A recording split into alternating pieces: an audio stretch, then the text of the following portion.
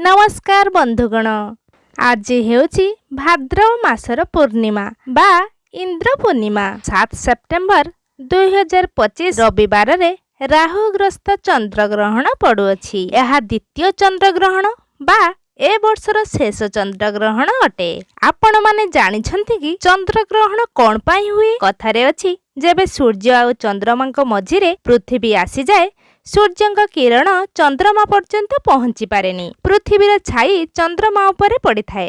एही घटना को चंद्रग्रहण कहिथांती। आसंतु जानि नेबा चंद्रग्रहण आरंभ आउ सर्वमुख्यर बा चंद्रग्रहण शेष समय रात्रि 9:57 समय रे पूर्व दिगरे दृश्यमान हेबो। संपूर्ण ग्रास हेबो माने चंद्र अदृश्य होई जिबे 11:01 रे। चंद्रग्रहण शेष हेबो रात्रि 1:27 रे आउ पश्चिम दिगरे। चंद्रग्रहण आरंभ रु शेष हेबा पर्यंत समय 3 घंटा 30 मिनिट। एबे चलंतु जानि नेबा चंद्रग्रहण कोउठी कोउठी दृश्यमान हेबो बा देखा हेबो।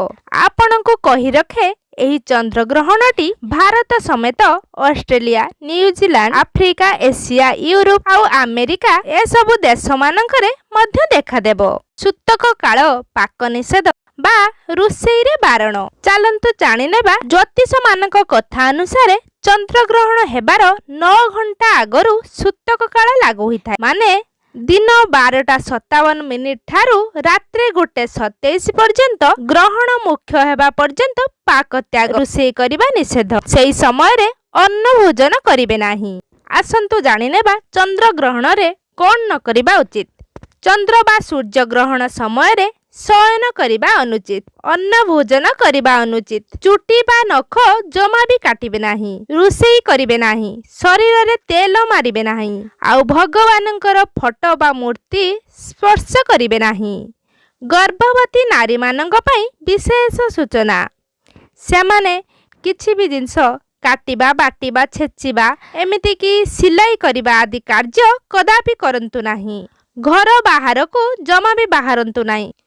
आसंतु जानि नेबा चंद्रग्रहण समय रे कोन करिबा उचित। सेही समय रे भक्ति रे मन दियंतु। भगवान विष्णुकर गायत्री मंत्र जप करंतु।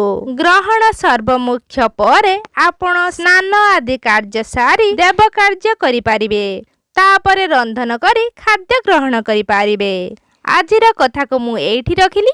धन्यवाद।